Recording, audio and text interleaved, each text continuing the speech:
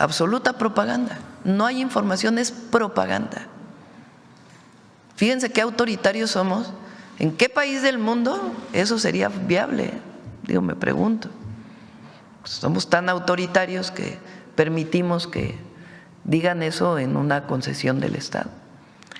¿Qué le pasa a todos estos intelectuales que estaban acostumbrados a que el pueblo de México solo escuchara lo que se decía en sus medios? Pues se sienten rebasados. ¿Por qué? Porque han perdido mucha credibilidad. ¿Por qué? Pues porque ya casi nadie los lee. Sergio Aguayo, te puedo asegurar que tú tienes más vistas que Sergio Aguayo. Y esto último por alusiones personales. Publicó hace unos días en el periódico Reforma Sergio Aguayo. Sí, mira, ve. Para ser designado embajador o cónsul, artículo 20 de la Ley de Servicio Exterior General, se requiere ser mexicano por nacimiento y no tener otra nacionalidad. Pues que se hable de este tema en torno a la reforma electoral, me parece. Presidenta, por alusiones personales, Sergio Aguayo, el académico Sergio Aguayo, escribió una columna en el periódico Reforma que titula Youtuberos. Hace referencia a su servidor con nombre y apellido y termina diciendo: dado el acceso que tienen los youtuberos a la presidenta, en Sonora decimos Amalayón, dado el acceso que tienen los youtuberos a la presidenta, que algunos de sus canales reciben publicidad oficial y que operan sin transparencia ni reglas claras, es legítimo preguntarse si en algún pasillo de Palacio se manipula lo que sucede durante las ya famosas mañaneras.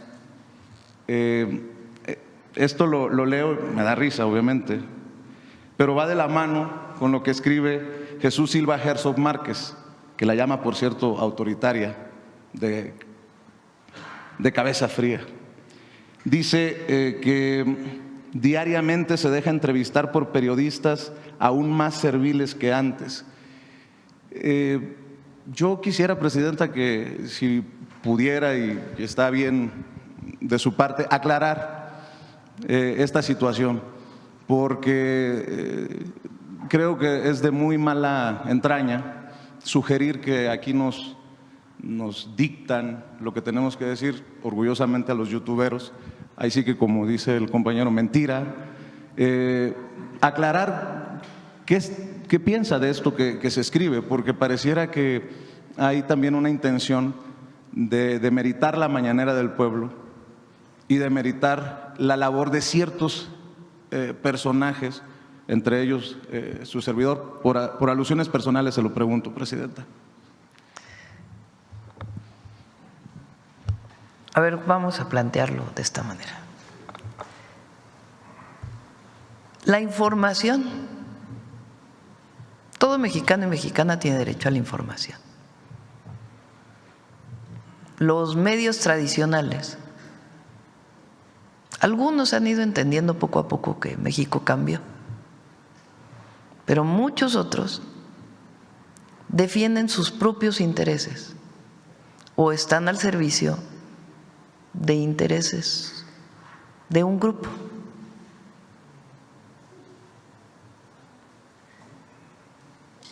Y la información viene muchas veces como propaganda. Lo he dicho aquí muchas veces, el periódico Reforma, que ya aquí hasta ya ni ponemos las mentiras que se ponen. O sea, que no da la información correcta, pero que siempre, por ejemplo, hoy no saca prácticamente nada de homicidio, disminuyó 32%.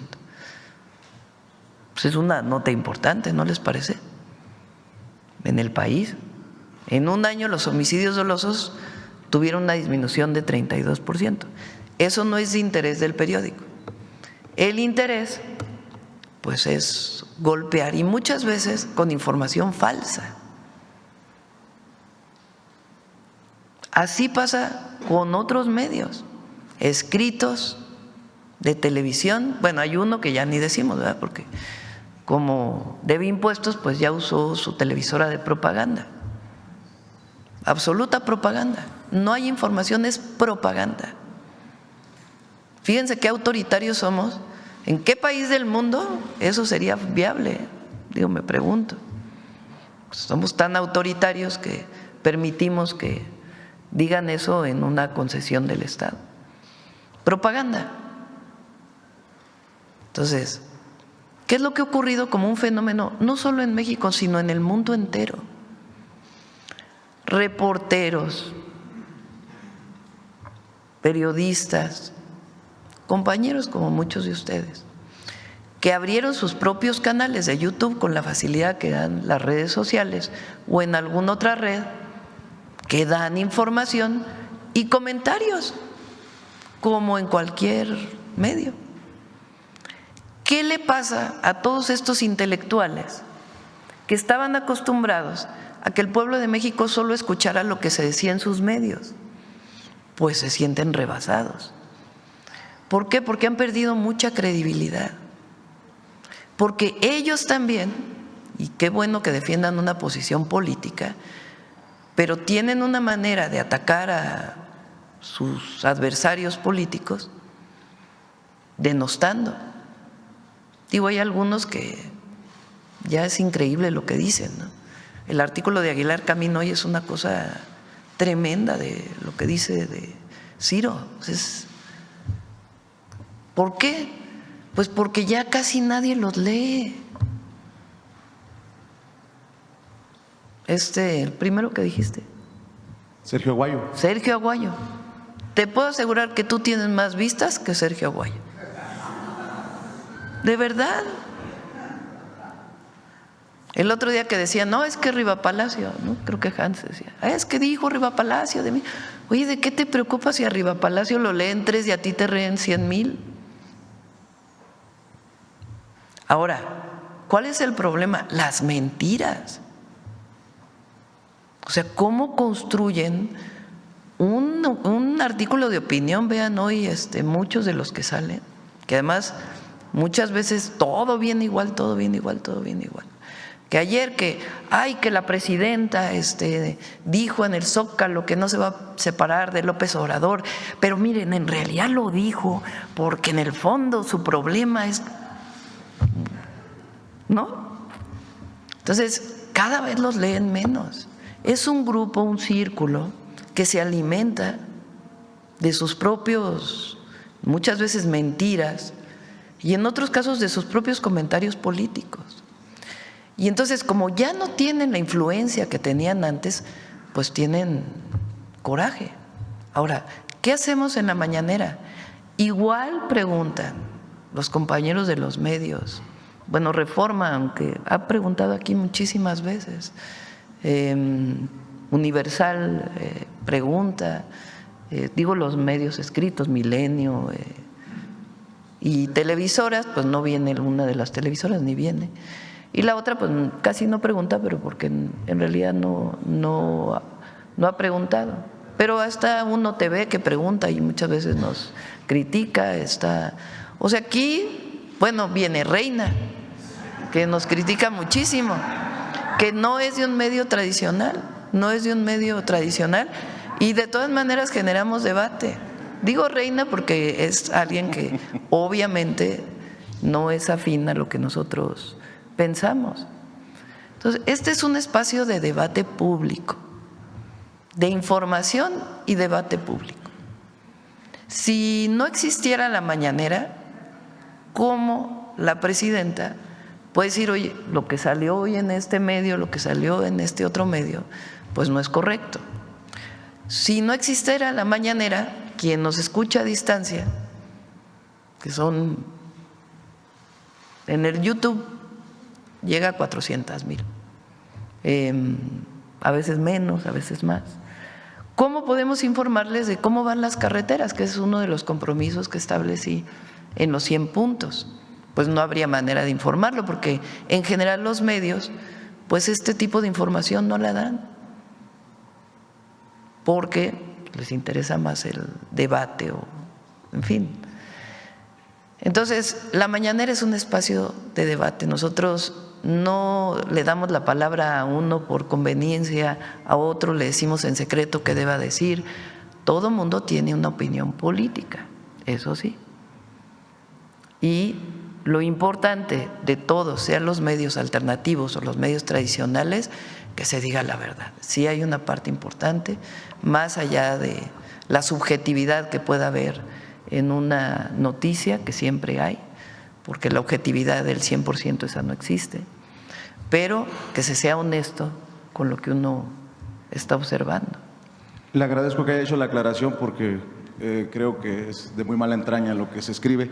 Y para cerrar, solamente un recordatorio, presidente, está pendiente para que ardan los que tengan que arder el segundo encuentro de medios independientes sí. y alternativos. Bueno, lo podemos planear hacia finales del año, si les parece. Le agradezco mucho, presidente. Sí, muy bien. Bueno.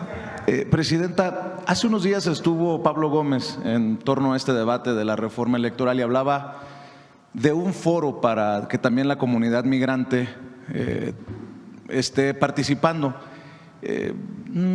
¿Se podría considerar la posibilidad de que sea insuficiente solamente un foro, presidenta, entendiendo que hay paisanos a lo largo y ancho de Estados Unidos y que hay gran interés en la vida pública, electoral y política de México?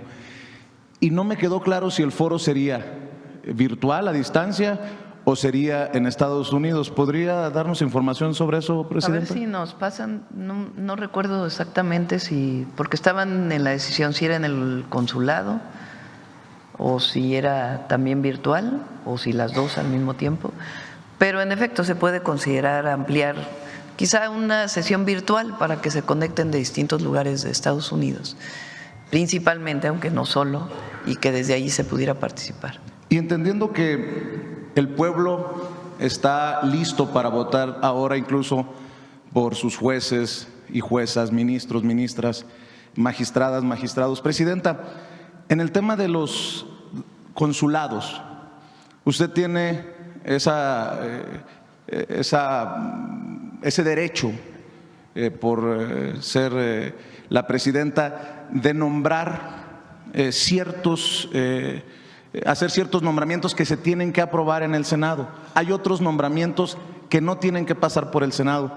¿Usted no consideraría la posibilidad de que se pueda tomar tal o cual consulado para que sea la comunidad migrante la que vote por su cónsul? ¿No podría abrirse esa posibilidad histórica, presidenta, para que la comunidad en Estados Unidos vote? No sé si en cuántos, pero la posibilidad de que se vote por su representante en el exterior. Habría que verlo. Quizás lo que podríamos abrir en principio pues son propuestas, ¿verdad? Que se tome en cuenta la opinión de nuestros paisanos allá. Si hay una persona que conoce bien el tema, que está preparada y que evidentemente pues ha vivido allá y conoce las condiciones, por supuesto que se puede tomar en cuenta. Tiene que tener, a ver si tú debes saber, José Alfonso, creo que un representante diplomático solo puede tener una nacionalidad, ¿es así? ¿Que es la mexicana o puede tener las dos? A ver si me ayudas a contestar esa. Estoy casi segura que no pueden tener la doble nacionalidad. Tienen que ser solamente mexicanos, tendrían que renunciar a la nacionalidad de Estados Unidos si es que la tuvieran. Pero vamos a averiguar exactamente y vemos de qué manera pueden ayudar a proponer cónsules para que puedan desarrollar su trabajo. ¿Usted lo ve con buenos ojos? Sí, pues tiene que cumplirse ciertas características, pero sí puede ser que se proponga. Ya sobre este tema de los migrantes, de los paisanos y paisanas que están bajo asedio, bajo la cacería, ¿ya le han dado un número, presidenta, disculpe que insista en esto, de casos de presuntas violaciones de derechos humanos de nuestros paisanos en lo que va de esta cacería? Porque se ha admitido que sí hay casos, pero no han dado claridad, presidenta, todavía de cuántos. Y se lo pregunto, perdón, sí, porque está tomando un nivel preocupante la violencia con la que están arrestando a nuestros paisanos. Yo le mencionaba el caso de un paisano que fue asesinado o muerto a balazos por parte de las autoridades que buscaban detenerlo. Y hay fotografías que están circulando en redes sociales de la misma comunidad de estos agentes que apuntan sus armas a la hora de llegar a las comunidades. ¿Qué es lo que le dicen? ¿De qué tamaño está la situación, Presidenta? Ahora ya también en Chicago, en donde se están dando casos también de una comunidad cansada y que se levanta con la actitud de las autoridades de o están de nuestro lado o están en nuestra contra, y eso es, creo que, preocupante y peligroso. Presidenta, ¿qué le han informado? A ver si nos puede mandar, Roberto, el número de denuncias. Recuerden que cuando hay una violación o una presunta violación a los derechos humanos, quien tiene que solicitar el juicio es la víctima. Y en todos los casos se les acompaña con abogados. A ver si nos pueden decir en cuántos casos de los 1,086 detenidos que hay, o incluso con la familia del compatriota que murió allá, producto de la violencia, porque ellos estaban decidiendo presentar un juicio y se les va a acompañar. A ver si nos dan cuántos casos de violaciones a derechos humanos se tienen detectadas y en cuántas de esos nos han pedido apoyo para las denuncias. ¿Ha visto estas imágenes de las autoridades? Sí, las he visto, terribles, la verdad. Nosotros hemos enviado varias notas diplomáticas y seguimos insistiendo con el gobierno de los Estados Unidos y apoyando a nuestros paisanos allá. Pero sí le han mencionado que la situación está de tal magnitud particularmente que podría en salirse algunas de zonas. control. En algunas zonas sí consideramos que son situaciones muy delicadas. Y se ha hablado con las autoridades de Estados Unidos y se apoyan a nuestros paisanos allá. Presidenta, ayer tuvimos la oportunidad de conversar con el secretario de Seguridad, Omar García Harfuch, y conversábamos de esto que es extraño y no, extraño para muchos, pero que tiene una explicación para nosotros, los que le hemos expuesto aquí, las campañas en medios tradicionales y en columnas y estaciones de radio y televisión. No va de la mano la percepción de la gente en términos de seguridad o inseguridad con los grandes avances que se anunciaron ayer. Pareciera que avanza y tiene éxito esto de estar repitiendo una y otra vez mentiras y tergiversando la información. De hecho, una de las cosas que ayer aclaraba el secretario, o nos aclaraba el secretario, es que nunca le han solicitado de una lista como la que mencionaban de Marco Rubio, de políticos presuntamente vinculados al crimen organizado. ¿Podría ayudarme con su opinión, su reflexión acerca de estas campañas que podrían estar teniendo impacto en la sociedad, estas campañas de mentiras? Por esto que le estoy mencionando, el INEGI habla de una percepción que, a pesar de que es pequeña, incrementa una percepción de inseguridad y no va de la mano con este avance, esta reducción del 30 y tantos % de homicidios dolosos, Presidenta. La percepción tiene que ver con muchas aristas, muchos temas. Lo primero que nosotros tenemos que estar seguros es que la población no dice que se siente insegura o por qué dice que se siente más insegura o menos insegura, si es porque han aumentado algunos delitos o no. Eso es lo primero que nosotros como autoridad tenemos que garantizar. En efecto, se han reducido muchísimo o hemos reducido muchísimo los homicidios dolosos, pero en algunos casos, como lo hemos venido presentando, y por eso la estrategia contra la extorsión, ha aumentado la extorsión. Y no lo vemos en las denuncias que se ponen, sino en la encuesta de victimización que da el INEGI. Y por eso nosotros pues, estamos planteando toda esta campaña, el cambio a las leyes para poder atender la extorsión. Entonces, lo primero tenemos que nosotros asegurarnos de que en efecto tiene que ver con campañas y no con algún delito que esté aumentando en cierta zona. Eso es lo primero, la garantía de eso, porque como autoridad pues tenemos siempre que trabajar en ese marco.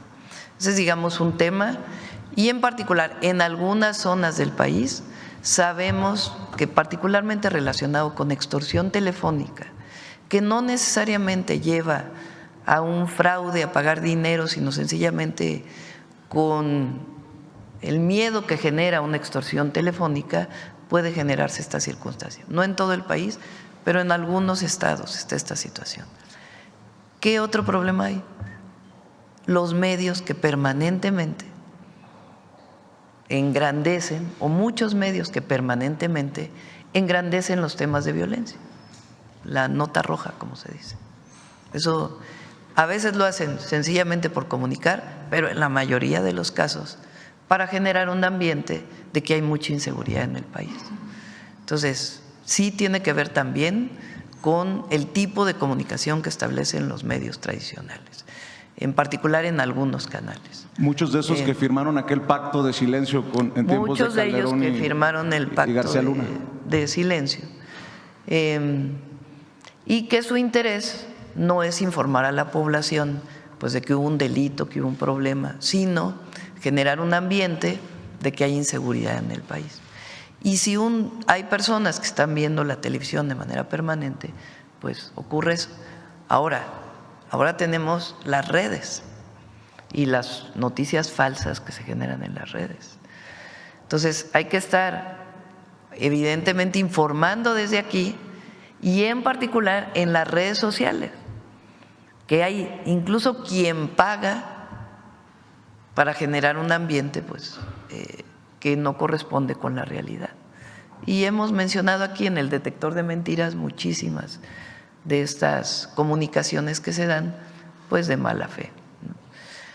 De todas maneras, nosotros tenemos que seguir trabajando, y la gente pues reconoce, porque aunque haya en algunos lugares algún tipo de delito que genere una circunstancia particular de inseguridad en las personas o de percepción de inseguridad, de todas maneras la gente reconoce que hemos avanzado, y si no, pues no estaríamos en las encuestas como estamos.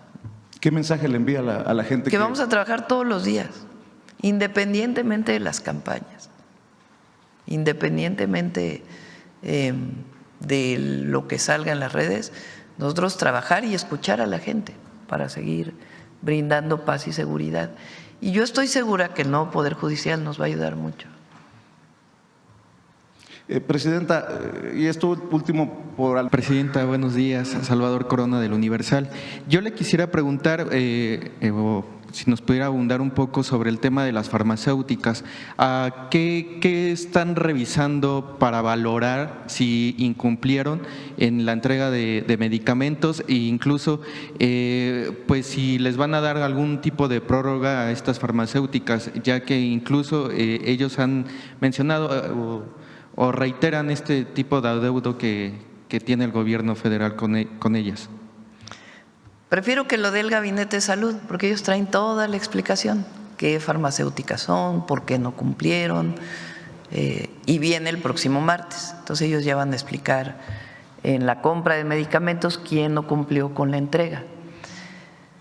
Con algunas de las farmacéuticas, como lo he explicado, sí hay deudas, se revisa y se paga cuando así se considere, de acuerdo a la revisión que se hizo de las facturas que han entregado, de los contratos, etcétera, etcétera. Ahora, si ellos deciden participar en una licitación, en la licitación no dice en ningún lado que si tienen adeudos tienen derecho a no entregar los medicamentos.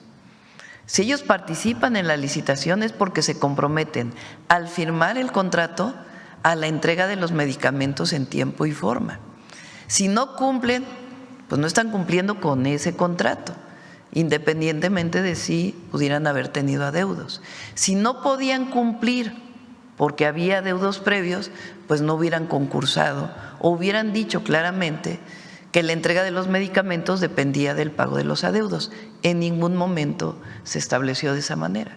Entonces, quien no entrega en tiempos, pues está incumpliendo un contrato que ellos mismos firmaron.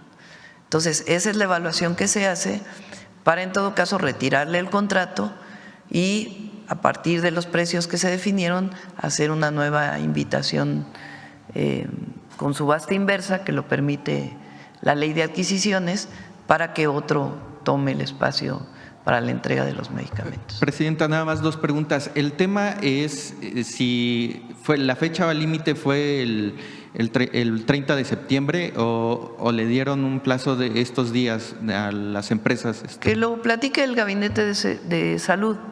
El límite era hasta el 30 de septiembre y ellos ya pueden decir quién cumplió, quién no cumplió. Si una empresa entrega el 90% y le falta el 10%, pues ahí se establecen a partir de distintos mecanismos, pues opciones para esa empresa.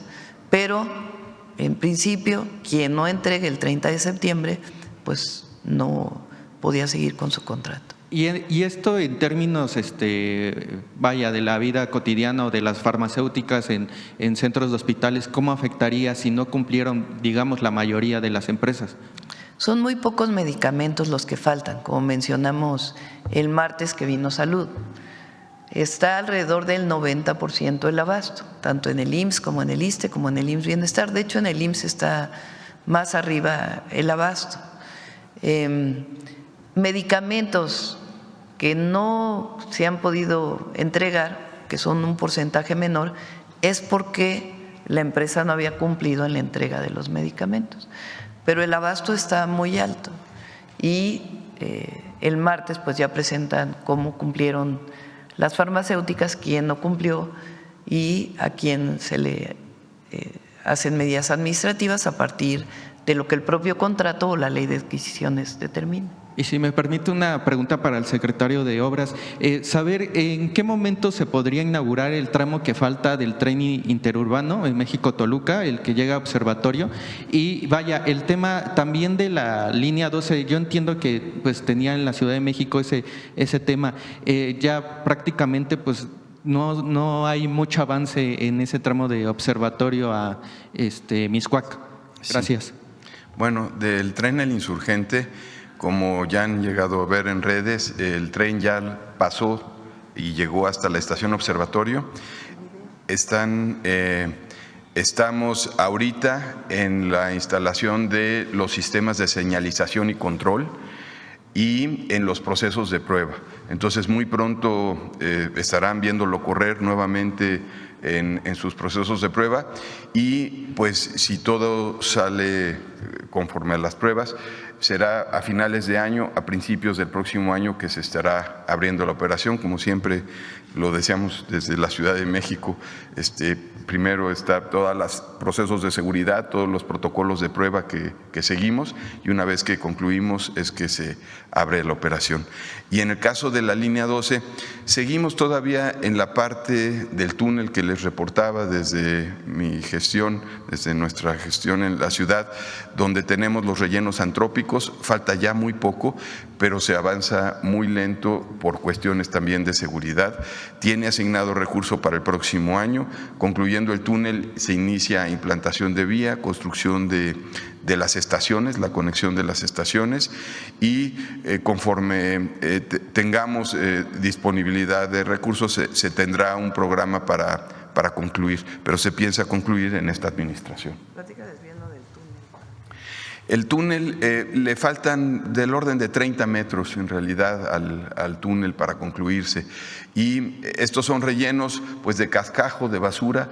Arriba hay edificaciones, entonces el proceso constructivo consiste en inyectar concreto y una vez que se rigidiza la sección, entonces excavar, muy distinto al otro proceso donde íbamos excavando y avanzábamos pues del orden de decenas de metros por mes. Aquí a veces son metro y medio durante 4 semanas. Entonces es muy lento el proceso constructivo, pero también es lo que se requiere por cuestiones de seguridad. Se está monitoreando constantemente tanto la parte superficial como la parte interna del túnel. Y ya falta, les digo, del orden de menos de 30 metros para concluir.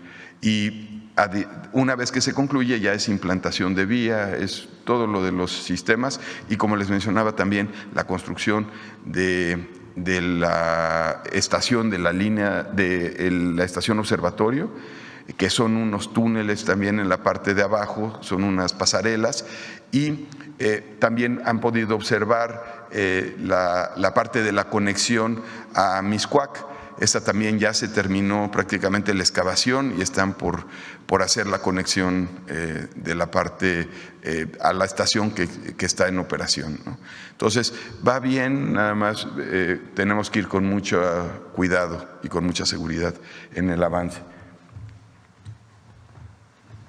Muy bien. Bueno, vamos a ver.